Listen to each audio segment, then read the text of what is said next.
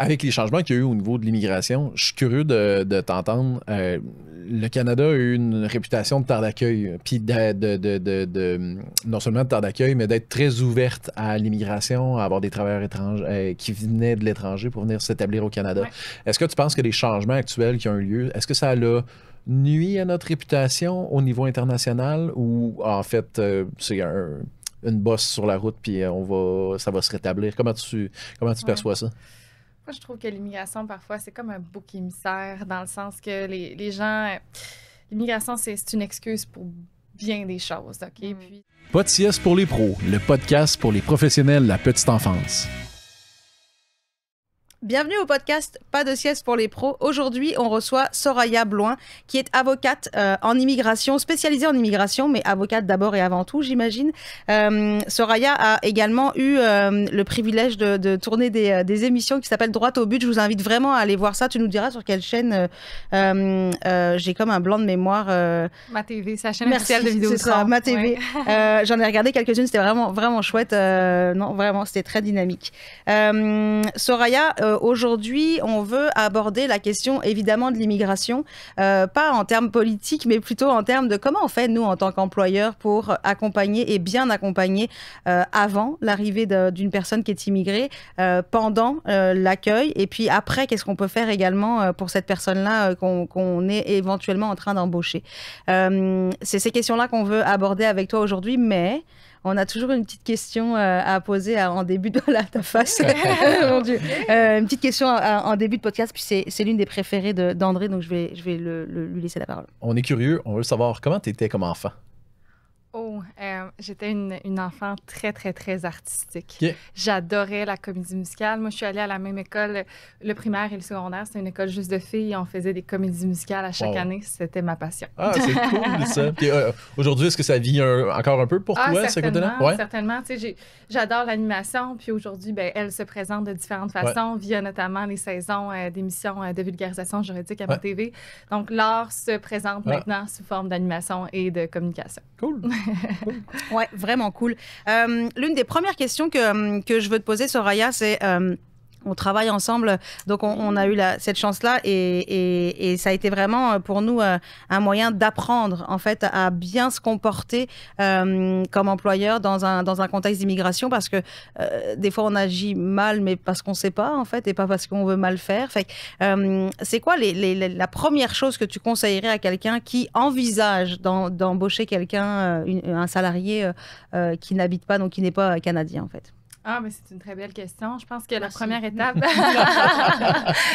la première étape, c'est de s'informer, comme dans beaucoup de choses. T'sais, l'immigration, il y a des employeurs qui peuvent voir ça comme une énorme montagne à surmonter, mais quand on le prend par étapes et qu'on le segmente et qu'on s'informe bien auprès des professionnels du domaine notamment, bien, on s'aperçoit que c'est un projet qui est réaliste et qui peut avoir beaucoup de bienfaits pour notre entreprise, qui va faire une différence au niveau de la culture de l'entreprise également.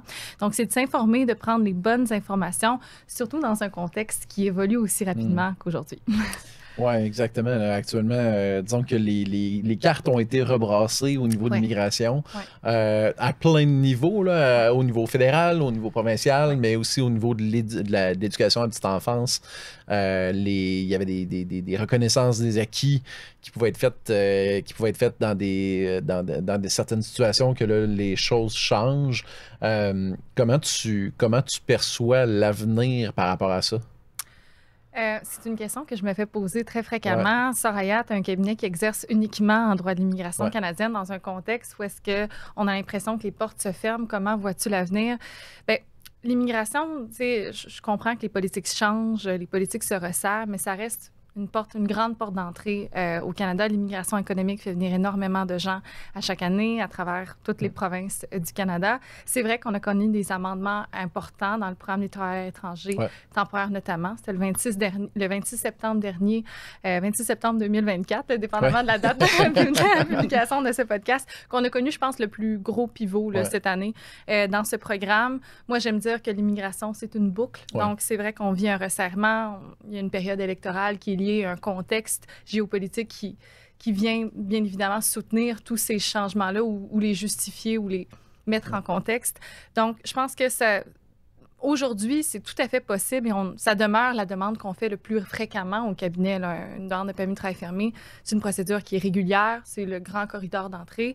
Et c'est vrai qu'on a eu des amendements, mais je pense qu'éventuellement, ça va être amené à s'assouplir. On n'a pas de boule de cristal, mais espérons-le. Oui, c'est ça. Effectivement, ça semble... c'est un cycle au final. Ouais. Puis comme dans cette optique-là, comment on fait pour bien se préparer au prochain cycle? Oui, mais moi, ça part de l'information, puis je trouve intéressant parce que moi, le domaine de l'immigration, c'est une passion. Puis je me renseigne également sur des études psychologiques qui sont faites en lien avec l'actualité en matière d'immigration. Puis il y a une étude qui est sortie et que j'ai trouvée excessivement intéressante. Ça mentionnait en fait que plus les gens étaient confrontés à l'enjeu d'immigration dans l'actualité, plus ils développaient une crainte et un sentiment négatif par rapport à l'immigration. Et on fait trop souvent l'erreur d'associer le travailleur temporaire étranger aux demandeurs d'asile. Il y a des amalgames qui sont faits, c'est clair. L'un ou l'autre sur un piédestal, c'est juste que c'est deux statuts totalement de différents. Volonté derrière aussi. Ben, c'est deux situations qui sont totalement distinctes et qui méritent d'être comprises indépendamment. Donc, il faut faire très, très, très attention. Puis, en matière de changement, il y a des changements qui concernent l'immigration économique, mais il y en a aussi qui concernent l'immigration familiale et l'immigration humanitaire. Donc, c'est important de ne pas tous les mettre dans le même bateau. Intéressant. Ouais. C'est quoi tu parlais de travail, de permis de travail fermé, permis de travail ouvert, résidence permanente. C'est comme pour le moldu de ce monde, difficile de s'y retrouver, en fait.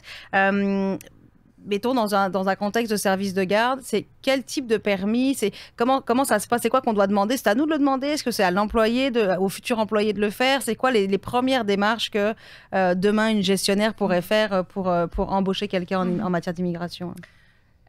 Faut savoir qu'il y a deux manières d'aborder l'immigration canadienne. Je dirais, comme stratégie 1, on a l'immigration en 2 étapes, donc le fait de venir au Canada à titre de résident ou de résidente temporaire, de cumuler de l'expérience québécoise ou canadienne et par après d'acquérir un certificat de sélection du Québec ou une résidence permanente.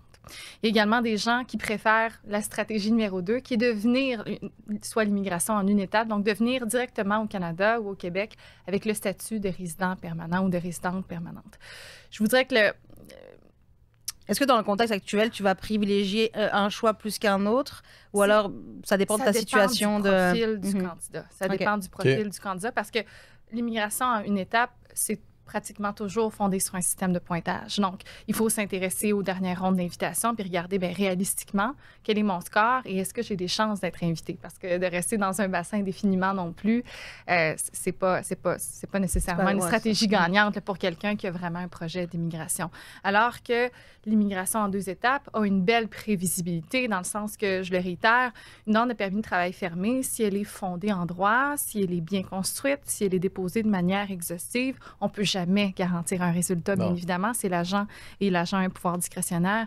Mais de manière générale, ce sont des demandes qui ont de belles perspectives de réussite. Donc, c'est certain que la réponse, je vous la donne un peu entre les branches. Oui, c'est ça. Puis là, tu parles justement d'avoir une bonne expertise, une bonne connaissance de tout ça pour faire le bon choix, en fait, au départ. Fait, j'imagine que tu vas privilégier de conseiller aux gens d'être accompagnés par un avocat. À quoi ça sert un avocat en immigration? Demain, moi, je t'appelle et je dis, écoute, j'ai un besoin d'éducatrice formée. J'ai vu qu'il y avait des ententes facilitantes. J'ai lu ça dans le journal. Avec la France ou avec le Maroc ou avec des différents pays. Comment je fais? Comment tu vas m'aider? À quoi tu vas j'allais dire à quoi tu vas me servir, c'est un peu bizarre de dire ça. Comment est-ce que je peux comment tu vas dans ton exactement processus? Moi, je pense que n'importe quel employeur et n'importe quel demandeur là, dans un processus d'immigration devrait au moins planifier une consultation juridique. En termes de coûts financiers, c'est beaucoup plus accessible qu'un accompagnement clé en main. Et c'est ce qui va permettre, à mon avis, de prendre une décision éclairée, à savoir si on se sent à l'aise de poursuivre le processus de manière autonome ou on souhaite être accompagné. Puis, moi, j'ai de la misère à croire là, que quelqu'un qui se plonge dans des démarches d'immigration n'a aucune question. C'est pratiquement impossible. Ne serait-ce que pour remplir les trucs sur le site. Pour la stratégie, pour les erreurs à éviter. Il y a des pièges. Ce pas des procédures qui sont évidentes à comprendre et à réaliser. Et ça change. Ça change extrêmement rapidement. Donc, même... Puis j'irais même jusqu'à dire de conseiller, d'aller faire une consultation juridique, puis idéalement avec un avocat qui fait que ça de l'immigration. Il y a des avocats qui sont généralistes, puis il n'y a aucun problème, mais moi, j'irais même jusqu'à là, de dire, bien, quelqu'un qui a cette niche-là va certainement être à l'affût et va pouvoir vous personnaliser au maximum et optimiser au maximum la demande en fonction de votre profil et de votre situation. Je trouve intéressant, un bon professionnel va connaître ce qu'il est capable de faire, mais surtout ce qu'il n'est pas capable de faire. Fait que je trouve ça, d'aller chercher un spécialiste, définitivement, je pense que c'est une bonne idée. Fait qu'on fait cette consultation... Puis, est-ce qu'au niveau des coûts, parce que c'est souvent la première question, j'imagine, qu'on te pose, on se dit, un avocat, ça coûte les yeux de la tête, mais d'abord, ça coûte ce que ça coûte parce qu'il y a une expertise derrière ça. Mais tu sais, c'est quoi les coûts qu'il faut envisager pour cette consultation? Et je veux une fourchette, là, pas forcément tes tarifs, mais puis après, c'est quoi les coûts qu'il faut envisager pour une immigration, pour faire venir quelqu'un dans notre équipe? Mais moi, j'aurais le goût de répondre à cette intervention puis de dire, ce qui coûte cher en matière d'immigration, c'est les erreurs. C'est les erreurs. Ça coûte cher en temps, ça coûte cher en énergie et ça coûte cher en frais. Les gens, parfois, ils viennent nous consulter lorsqu'ils ont commis une erreur, lorsqu'ils ont reçu une interdiction de territoire, lorsqu'ils ont reçu un refus après 9 mois de délai de traitement. Puis là, ils sont irrités, puis ils souhaitent absolument... Là, la question de l'argent ne revient plus. Ce qu'ils veulent, c'est une solution. C'est une solution, c'est ça. Mais l'économie en stress, en temps, en énergie et en frais, elle aurait été faite dès le départ si on avait bien été accompagné dans une procédure qui est aussi importante pour le demandeur puis pour l'entreprise aussi, qui a besoin de ce personnel qualifié-là. Donc, la question, c'était quoi? La question, c'est quoi la question? Le coût, en fait. Oui. OK, donc, alors, le coût de la consultation, chez nous, là, bien évidemment, je parle pour mon cabinet et non pour mes confrères et mes consoeurs, mais on offre une consultation de 30 minutes et une consultation d'1 heure. Donc, déjà, on souhaite offrir un premier contact qui est adapté aux besoins du client. Quelqu'un qui a eu un refus, qui a une situation qui est complexe, va peut-être vouloir avoir un échange plus long, ou quelqu'un qui a plusieurs dossiers à voir, ou quelqu'un qui souhaite vérifier plusieurs éléments, alors que quelqu'un qui souhaite avoir une rencontre un peu plus exploratoire ou qui a déjà des points clés pourrait très bien aller de l'avant avec un 30 minutes. Chez nous, la consultation de 30 minutes est tarifée à 150 $ plus taxes et la consultation d'1 heure à 250 $ plus taxes. Et pour la suite des choses, les clients ont le choix de poursuivre ou non l'accompagnement avec le cabinet. C'est un accompagnement qui est clé en main et qui accompagne les gens pas jusqu'au dépôt, parce qu'on sait qu'il y a des délais de traitement importants, puis il peut se passer tout plein de choses après un dépôt. C'est jusqu'à la décision finale. Parce que c'est beau déposer les éléments, mais avec la réduction des quotas... Il y a des réanalyses, des fois, tu as des documents supplémentaires qui sont demandés. Les agents sont extrêmement vigilants. Moi, je le vois, il y a quand même il y a des nouveaux motifs de refus que je vois émaner, que je n'avais pas vus avant le mois de juin dernier, par exemple. Donc, ça évolue, puis c'est correct. Le droit évolue de manière générale. Donc, on s'adapte, mais c'est pour dire que nous, on s'engage, puis on veut que ça réussisse. Donc, on est engagé jusqu'à la décision finale, puis on est très fiers d'avoir gagné le choix du consommateur, d'ailleurs, dans notre catégorie, oui. Puis je pense que ça fait partie des choses. Les gens se sentent soutenus ça fait partie du processus. Du curseur aussi pour aller choisir ton avocat. Mettons, si tu veux être bien conseillé...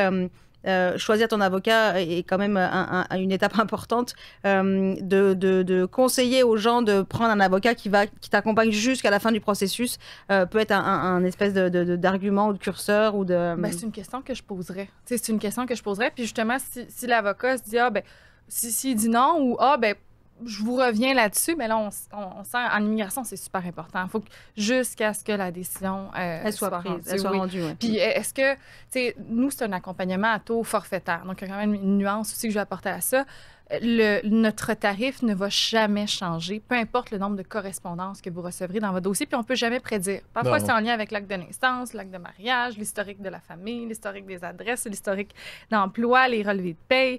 Il peut y avoir 1001 raisons pour lesquelles l'agent souhaite obtenir des informations complémentaires, mais le tarif ne va pas changer. Puis ça, c'est une sécurité aussi. Alors que justement, c'est demander à l'avocat, peut-être l'avocat va dire, ben oui, je vous accompagne jusqu'à la fin de mon mandat, jusqu'à ce que la décision soit rendue, mais est-ce qu'il va y avoir des frais, s'il y a des correspondances, si l'avocat doit remettre des heures et du temps dans le dossier. Donc, c'est à clarifier. C'est des questions à poser, par exemple. Mais la consultation, là, je reviens à mon conseil initial, vous allez avoir un contact humain en présentiel ou en visioconférence avec ce représentant-là, puis vous allez pouvoir regarder si effectivement vous vous sentez à l'aise d'aller de l'avant. C'est important, en fait, d'avoir un fit avec les professionnels avec qui on travaille. Ah, tellement.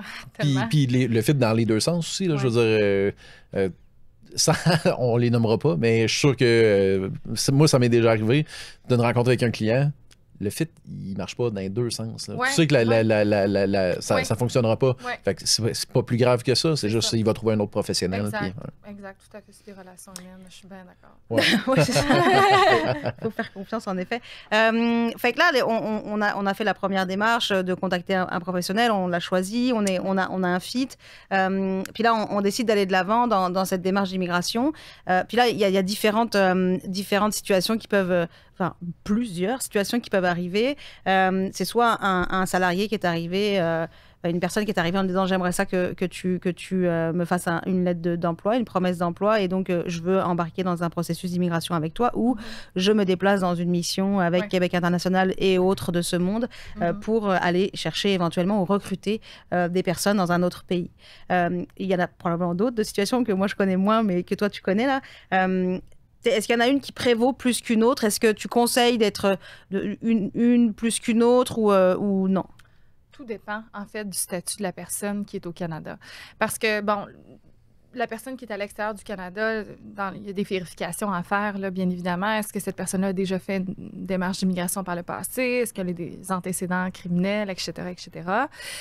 Mais si la personne n'a jamais fait de demande d'immigration ou si elle en a fait, et même si ce sont des refus, tant et aussi longtemps qu'ils sont déclarés, que ce n'est pas une interdiction de territoire, mais c'est correct, on peut aller de l'avant. Puis c'est une immigration, ce sera un processus assez classique, là, assez usuel. Pour la personne qui est au Canada, bien, tout va dépendre de son statut. La loi a changé au mois d'août 2024. Maintenant, le détenteur d'un visa visiteur ne peut pas, à même le territoire, modifier son statut vers un permis de travail. Donc, il retourne dans son pays d'origine.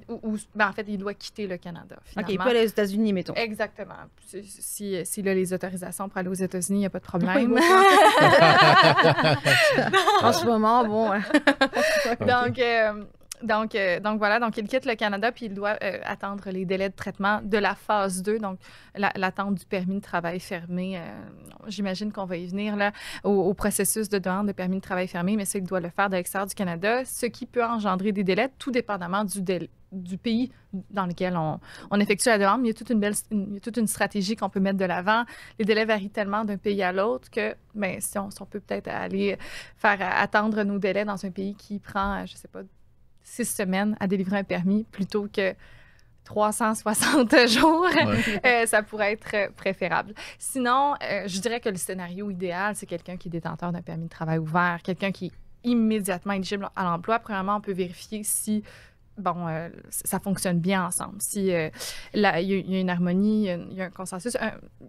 Vas-y, je t'en prie. Tu me vois venir.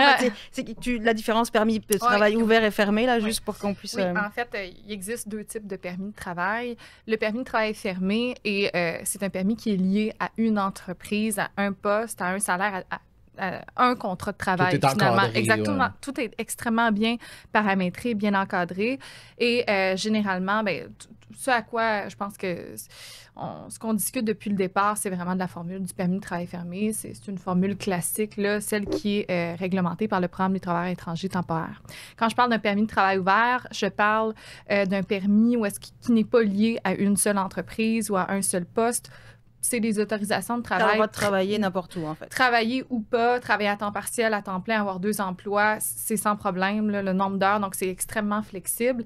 Mais par contre, les permis de travail ouverts sont vraiment que délivré dans certains scénarios qui sont très peu nombreux. Donc, on ne peut pas demander un permis de travail ouvert comme ça, là, de l'extérieur du Canada ou de l'intérieur du Canada sans être dans une de ces situations-là. Vous comprenez? Ouais.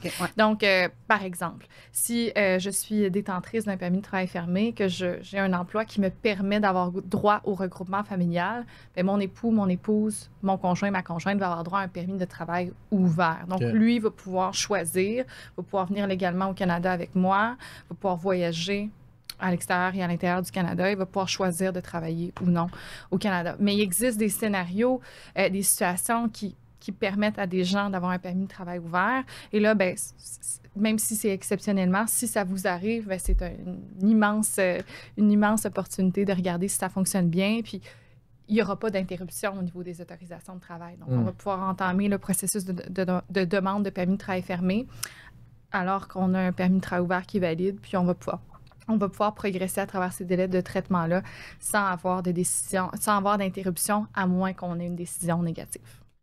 Vous cherchez à atteindre votre ratio de qualification? Le parcours Travail-études en petite enfance vous aide à recruter et former le personnel éducateur de la relève. En y participant, votre personnel en formation reçoit une rémunération pour leurs heures d'études au cégep.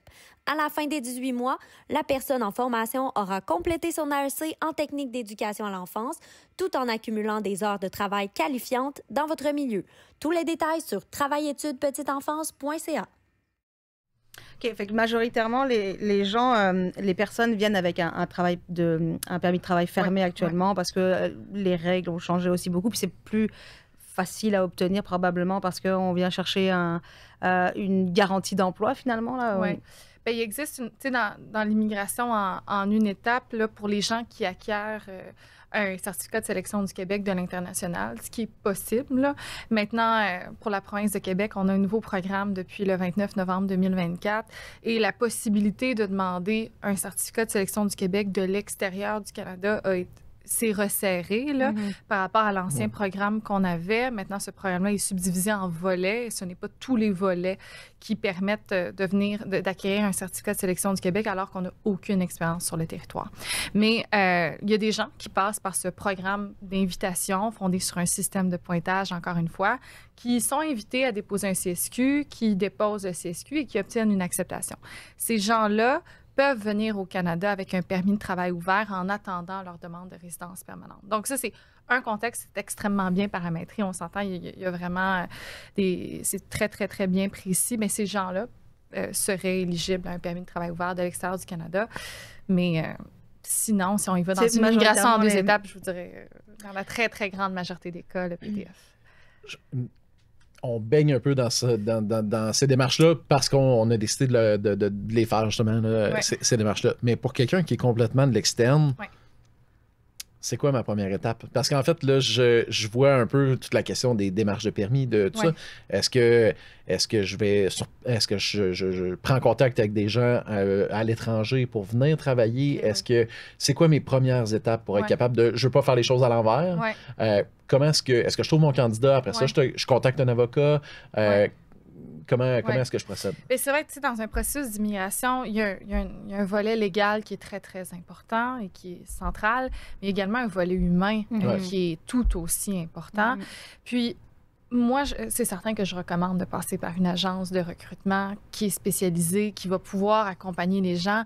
C'est vrai que c'est un processus d'intégration, puis c'est vrai qu'on souhaite avoir la bonne candidature, puis tant qu'on n'a peut-être pas serré la main en personne avec cette personne-là, peut-être que les gens, tout dépendamment de l'employeur en soi, là, peuvent avoir des hésitations, mais de passer par des professionnels, bien, c'est rassurant. Donc, on a ces premières évaluations-là qui sont réalisées. Les gens le font même localement, à même le Québec pour des citoyens canadiens, des résidents permanents, passer par des agences de recrutement. Donc, d'autant plus pertinent de le faire à l'international. Et donc, je pense que ces premières questions-là sur l'aspect humain sont importantes. S'ils souhaitent être rassurés, tant mieux. Parfois, il y a des gens qui ont des connaissances de confiance qui leur recommandent des personnes. Ça peut arriver, mais c'est beaucoup plus rare. Là. Ça n'arrive pas vraiment avec le cabinet. Et l'aspect légal, effectivement, on pourrait y venir, mais c'est un processus qui est long. Il n'y a pas de stratégie miracle du jour au lendemain, mais qui vaut le coup. Ça, je vous le garantis. Puis tu parlais justement de l'aspect humain là. Tu sais, mettons qu'on a donc fait ces démarches-là, on a contacté une agence, on est un avocat éventuellement. La personne est en train de faire toutes ces démarches d'un point de vue légal au niveau du Canada et du Québec. Fait que tout l'aspect légal est quand même relativement bien géré. Il y a aussi tout l'aspect humain, t'en parlais.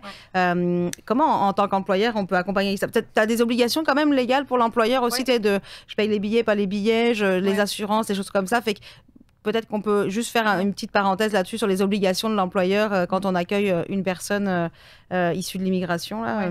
Bien, tout dépend du volet et du programme dans lequel on se situe. Donc, si on est dans le volet bas salaire ou le volet haut salaire.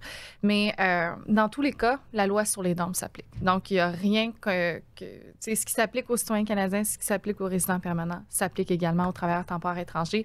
Donc, c'est pas parce qu'on est dans la dynamique d'un permis de travail fermé que le candidat ne peut pas aller travailler pour notre compétiteur ou pour une autre entreprise qu'on peut se permettre d'avoir une pratique qui est abusive et qui est non respectueuse de la LNT ou des programmes qui sont en vigueur. Donc, ça, c'est certain.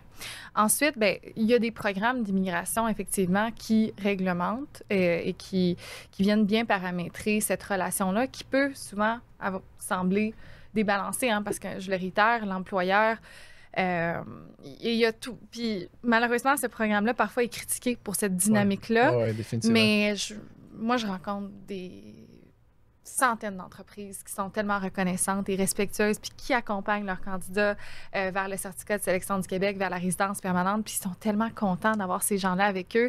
C'est dommage, c'est vrai, mais comme dans tout, il y a de l'abus, puis il faut faire attention. Mais ici, c'est bien réglementé. Tu sais, les travailleurs qui sont victimes de pratiques abusives, donc d'employeurs qui ne respectent pas leur contrat de travail ou qui ne respectent pas la LNT ou qui ne respectent pas le programme en vigueur, ces gens-là ont droit à demander un permis de travail ouvert pour travailleurs vulnérables pour se détacher de ce permis de travail fermé. Donc, elles ont des portes de sortie de part et d'autre. Les personnes ont des portes de sortie, effectivement, pour se détacher de cette situation-là abusive. Mais l'objectif, c'est que ça reste des exceptions. Puis l'objectif, c'est que ça se passe bien. Puis l'employeur, c'est super bien écrit. Le contrat est sous la forme d'un formulaire. C'est très clair, c'est bien vulgarisé. C'est clair pour le candidat, c'est clair pour l'employeur. Voici le salaire sous lequel on s'entend. Voici les tâches que je vais exercer. Donc, on ne peut pas me faire exercer. Si je viens là, puis je veux exercer le poste d'une éducatrice, bien, je ne peux pas commencer à faire seulement du ménage ou seulement la cuisine, genre, ou commencer à pelleter le gazon. Là, je sais pas, là, tu sais. Je suis très créative, là, mais la cuisine, exactement, ça ne fonctionne pas. Moi, j'ai signé pour ce contrat-là. Je suis venue au Canada pour cette entente-là. Mais ceci dit, comme tu le dis, en théorie, tu fais la même chose pour des Canadiens. Exactement, ou Québécois. Exactement. C'est exactement ça. Mais il y a quand même, tu sais, par exemple, en lien avec les frais de traitement, il y a quelques... Puis il y en a trop pour peut-être les prendre une à la suite de l'autre, mais une que je trouve très importante, c'est au niveau des frais de traitement. Si vous souhaitez être représenté par avocat, il y aurait les frais qui représentent les honoraires professionnels qui ont des taxes, mais que vous êtes représenté ou non par avocat, ces démarches-là en droit de l'immigration canadienne ont des frais de traitement. Et pour un permis de travail fermé, les frais de traitement actuellement, au total, sont de 1 611 $. Il n'y a pas de taxe, là. Donc, 1 000 $ pour une EIMT, 228 $ pour un CAQ, 228 $ pour une EIMT provinciale et 155 $ pour le permis de travail fermé auprès de l'IRCC. À ça s'ajoutent les frais de données biométrie de 85 $. Ces frais-là sont à la charge de l'employeur en lien avec le programme des travailleurs étrangers temporaires. Donc, ça, c'est le genre de choses qui est écrit, OK? Donc, qui est noir sur blanc, mais parfois, c'est important de réitérer. Rappelez-vous, c'est à vous. Avec les changements qu'il y a eu au niveau de l'immigration, je suis curieux de t'entendre. Le Canada a eu une réputation de terre d'accueil, puis non seulement de terre d'accueil, mais d'être très ouverte à l'immigration, à avoir des travailleurs étrangers qui venaient de l'étranger pour venir s'établir au Canada. Ouais. Est-ce que tu penses que les changements actuels qui ont eu lieu, est-ce que ça a nuit à notre réputation au niveau international ou en fait c'est une bosse sur la route puis ça va se rétablir? Comment tu perçois ça? Moi, je trouve que l'immigration, parfois, c'est comme un bouc émissaire, dans le sens que les gens... L'immigration, c'est une excuse pour bien des choses, OK? Puis ça profite à certains politiciens, ça profite à certains dirigeants, ça profite à certains représentants. Puis c'est dommage parce que quand on se rapproche des chiffres et de la réalité, on s'aperçoit que c'est bien différent de ce qu'on... Qui est communiqué, finalement, selon l'angle sur lequel tu veux l'utiliser. Exactement. Mais... à l'étranger, les gens les gens, je pense que, je parle de nos clients, bien évidemment, là, ils ont ce projet-là d'immigration. C'est ça, le projet est encore vivant. Le projet est encore vivant, puis c'est des gens qui seront tellement reconnaissants à l'employeur qui va leur permettre de venir au Canada, de vivre cette expérience professionnelle-là. Ça crée de manière générale, là, des candidats et des candidates qui sont loyales, qui sont reconnaissants, qui sont engagés. L'éthique de travail dans plusieurs autres pays est différente de celle du Canada. Donc, puis même, sur le plan plus personnel, mon équipe, je pense qu'il y a 7 personnes qui sont résidentes temporaires et qui sont extraordinaires, qui comprennent bien la réalité. Oui, elles sont passées par là aussi, la société. Puis elles sont extraordinaires et je suis extrêmement reconnaissante de les avoir. Donc, je peux même en témoigner personnellement. Mais en même temps, puis je ferai du pouce là-dessus. Nous, on a effectivement participé à des... quand je dis nous, c'est Esprit de famille. Là, en fait, on a participé à des journées de recrutement à l'international. Et en effet, le rapport au travail est différent. Puis tu sais, je voulais amener cette notion de l'humain parce que nous, ça nous a beaucoup amené à se questionner sur comment on accompagne et on accueille des personnes qui viennent d'ailleurs. Puis on l'entend, moi, par mon accent, je ne suis pas canadienne, pas encore, bientôt, mais pas encore. Et puis, tu as des us et coutumes qui sont différentes selon les pays, etc. Et surtout au niveau de l'éducation. Et qu'il y a eu tout un apprentissage aussi. Puis je crois que c'est important de rappeler à l'employeur, aux gestionnaires, aux équipes qui sont sur place aussi, pas que aux directeurs ou aux gestionnaires, c'est aussi les équipes qui vont accueillir cette personne-là d'expliquer comment on fait pour accueillir un enfant au Québec. Parce que c'est vrai que c'est différent au Québec, en France, en Afrique, au Maroc, en Belgique, etc. On n'a pas les mêmes façons d'accueillir l'enfant parce qu'on n'a pas la même représentation du groupe ou de la collectivité ou de la communauté dans laquelle on est et comment on la considère, en fait. Il y a toute cet apprentissage-là qu'il faut quand même amener au niveau de la culture. Donc, il y a tout l'aspect légal qu'il faut penser. Il y a des frais associés à ça, mais il y a aussi cette richesse. En effet, je te rejoins là-dessus. Il y a les personnes qui nous ont rejoints à Esprit de famille, c'est des personnes qui sont issus de l'immigration, en tout cas, puis les autres aussi, là, les Québécois aussi, je ne veux pas faire de différence là-dessus, mais il y a effectivement une loyauté et une reconnaissance de les accueillir dans le Québec, parce que c'est souvent j'allais dire un rêve en effet. C'est intéressant. Comme citoyen canadien, parfois, c'est quelque chose qu'on prend pour acquis. Mais c'est un grand rêve de vie. Le Canada, c'est un pays d'opportunités, c'est un pays qui est sécuritaire, c'est un pays qui a énormément d'avantages sur le plan humain et social. Sur le respect des droits des femmes. Sur le respect des droits des femmes, sur le respect des droits des hommes en général, là, hommes et femmes. Donc non, c'est une belle richesse, un privilège pour nous d'être nés citoyens canadiens. Puis il y a des gens que ça fait partie de leur grand rêve de vie, je pense, d'avoir ce projet-là, et c'est tout à leur honneur. Oui, définitivement. Qu'est-ce que tu conseillerais pour les équipes? Tu sais, on parle le côté humain. Alors peut-être que, mais je sais que tu étais très attaché aussi à l'accompagnement jusqu'au bout de la personne. En fait, qu'est-ce que tu conseilles aux équipes qui accueillent une personne qui est issue de l'immigration? Voilà, ma question est terminée. D'abord, ça peut être une belle possibilité d'avoir un beau travail d'introspection, dans le sens que moi, comment je veux me présenter, justement, et comment je vais être un beau modèle d'aide, puis particulièrement aux leaders de l'équipe là, qui vont être un modèle au niveau de l'intégration, puis de l'accompagnement social de cette personne-là. Mais je pense qu'individuellement, c'est important. C'est une belle réflexion à avoir. C'est une réflexion qui est riche. Mais sinon, je pense que tout passe par la vulgarisation. Tu sais, moi, les procédures d'immigration, elles sont complexes, mais ça ne veut pas dire que ça ne justifie pas que le demandeur ne les comprenne pas. Même si elles sont complexes, il doit les comprendre. Ça le concerne ou la concerne. Et ça a tellement une grosse incidence sur son parcours qu'on prend le temps nécessaire, puis au fil et à la longue, on fait des comparaisons, on donne des exemples, on met les choses concrètement, puis on s'adapte finalement avec ce travail de rétrospection-là puis de réflexion-là pour s'assurer que la personne comprenne, qu'elle se sent confiance, qu'elle se sente bien, qu'elle se sente considérée aussi à travers ce processus-là. Puis ça, il y a des parallèles à faire Oui, en effet. Les angles, oui, les angles du processus et du projet. Là. Ouais. Qu'est-ce que tu... Premier conseil et dernier conseil que tu donnerais, ça serait quoi? Quelqu'un qui démarre, mettons, dans un rôle de gestion puis qui veut être capable de bien jouer son rôle pour accompagner des gens qui sont soit en processus d'immigration ou même carrément pour aller chercher des gens à l'étranger puis les faire travailler avec eux dans leurs équipes. C'est quoi le conseil que tu leur donnerais? Vous ne le regretterez pas. C'est intéressant, mais c'est intéressant. C'est une blague, non, c'est une blague. Mais dans le sens que je le réitère, de pas c'est tellement facile de tomber sur le piège des pages Facebook, des fausses informations sur le web. Puis c'est la même chose il y a des gens qui viennent me voir en consultation puis ils me disent « Mon Dieu, il y a tel monsieur qui a dit ça. » Voyons, tel monsieur. Je veux dire, il dit n'importe quoi, là. Il ne faut pas écouter tout ce qu'il y a en ligne. C'est marqué sur Facebook, c'est vrai, OK? C'est ça. Beaucoup de gens à l'international, comme ici, l'immigration, c'est une business, puis il y a des représentants non autorisés, il y a des gens qui prennent un micro puis qui s'improvisent spécialistes de l'immigration. Il faut faire attention. Il ne faut pas penser que tout est noir ou que tout est blanc. Il faut se renseigner, avoir la bonne information, puis après ça, se faire une tête par soi-même à titre de gestionnaire. Bien, moi, quels sont mes besoins? Est-ce que ça me correspond, ça, en termes de délai, réalistiquement?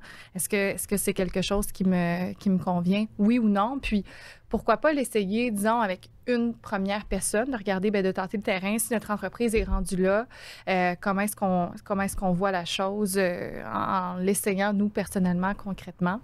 Puis, voilà. Merci beaucoup, Soraya. Si on veut te contacter pour éventuellement avoir cette première consultation ou autre, comment on fait pour te contacter? Où est-ce que tu es? Oui, c'est directement le site web du cabinet, donc www.immigrationbluewin.com.